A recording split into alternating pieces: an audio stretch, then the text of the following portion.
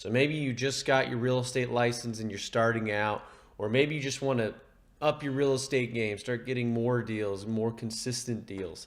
If you're just starting out, you might think, oh, well, I got this real estate license and maybe the brokerage that I join will get me leads, and people off the street will just like come into the office and stuff, and I'll be there. And that's, like that's not really how it works. Like, yeah, you might get pitched a few deals here and there and things from your brokerage itself, but in reality, you actually have to go out there and get it yourself.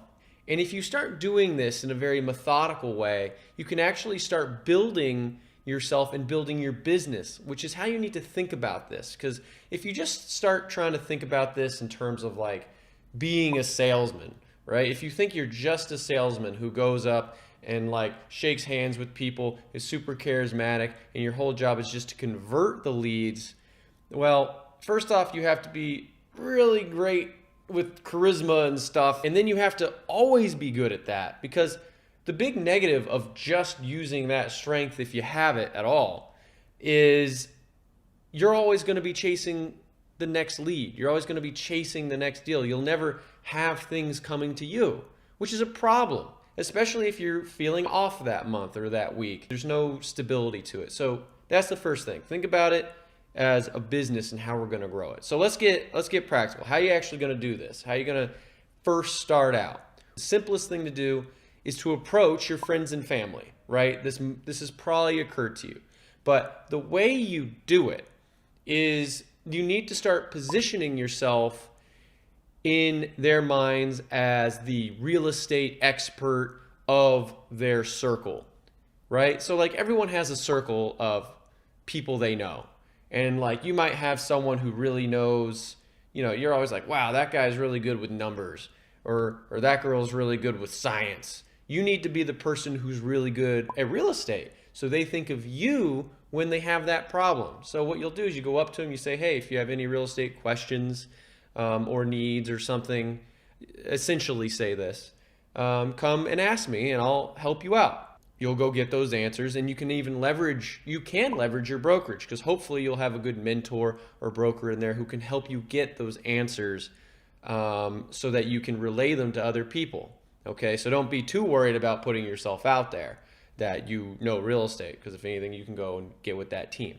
So what you do from there is, now that you've asserted yourself in your circle, at least very basically, it's on their radar, is now you need to start trying to get reviews from them, okay? So do a real estate deal with them, no matter what it is. A lot of the time, you're just thinking of the sale, but you also really need to be doing the rentals, okay? Because the review from a rental is every bit as valuable as if it was from the sale. And what you're going to do with these reviews is you're going to put them online. You're going to put them on Yelp, Google Local, Realtor.com, whatever works for you, whatever your niche is. Also, you can maximize those reviews, by the way, if there's more than one person. Like if you're doing a sale and there are a couple, well, get both of them. Or if they're roommates and you're young and they did a rental, which is the case a lot of the time with people in my age group and younger, a lot of times there's like 4 roommates there. Well, get 4 reviews. Why get 1, right? You just quadrupled what you can get out of that, because you did help all of them if they were your clients and they moved into this place, right? And that will start building you up both inside your circle of influence and especially outside your circle, right? Because I got maybe 6 or 7 reviews on Yelp, and then I got a call and they were like, hey, we looked at your reviews online, we looked at your website, which we'll get back to in a minute, and we looked at all your stuff, and we're interested in you buying or selling $1.2 million worth of real estate that we have. And I'd never even met these people, but because they looked at all my branding and my marketing, they said, hey, this guy's worth a call. And that's awesome. You see the power in that? You can start getting deals without having to pay for leads, without having to go out there and hustle all the time.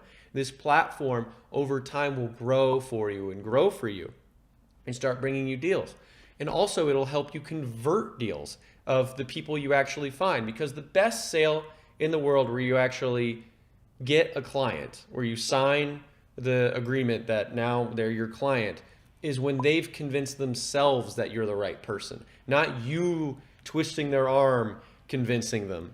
Because they're always going to be like, I feel like I was forced into it if you do it that way. But if they can go online and see everyone else likes you, they see that your website is clean, or your personal website, your Facebook page, and it all lines up, that's the best type of conversion you can get, because they are owning their decision. So with your branding, you need to make sure that it actually reflects your strengths. Now you might think, well, I don't have any strengths. I haven't done any deals, or maybe I've done 1 or 2 rentals, big deal. Well, you got to have some strengths in your life. I mean, you did get a real estate license, so you know how to do something. You just need to emphasize it. Like if you joined a really exclusive, really great brokerage, then that can actually be one of the strengths, because hopefully you have a team there that you can rely on, and that can be good, especially if you're new, because it's like, well, I don't want to put it all on my biggest financial decision on you, but you know, the broker's a big deal, been around 40 years and they're working with you. Or my thing was, I was the relative nerd, right? I was really good at reading the book 3 times on real estate, and then I'd go out and Google more, and I would just keep checking things and watching these YouTube videos and clicking that like button, because I really appreciate it when people put up really great content. But basically, that was my strength. So I did everything I could to look like the guy who knew more things, because you can take over your page on Yelp and stuff, and you should.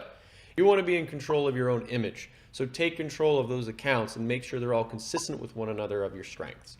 So next is, let's say you've gotten a dozen, whatever amount of reviews.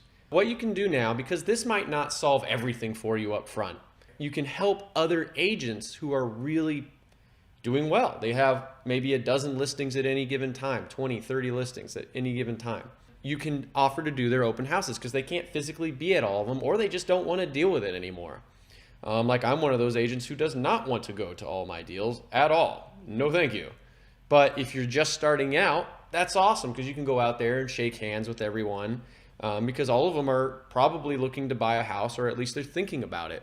And you can start getting FaceTime with all those people. And when you give them that card, they'll go look, hopefully, at your website, your pages and everything that you've now taken control of, you've put reviews on, and you'll be more likely to convert them.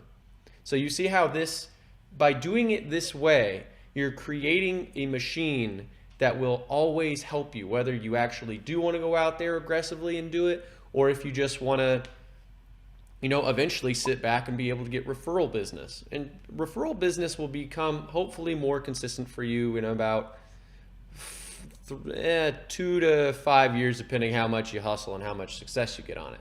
So in these first 2 years, yeah, maybe you do need to hustle it a bit more. I know I did. But if you start this now, it's going to do you a lot of favors. Don't do 10 deals and then they barely talk to you anymore, because it's going to be so much tougher to get those reviews. Start doing it this way. And also, if you put it up on Google and everything, it takes time for you to go up higher and higher on the pages of Google and Yelp and stuff to get noticed. So all this just takes time. It's like kind of like building your credit. You can't just have a perfect score day one. You have to build it, you know, right at 18 and get some credit cards, right? So this is the same idea. So since you got to the end of the video, I'm willing to help you guys with something, all right? I think this is kind of cool.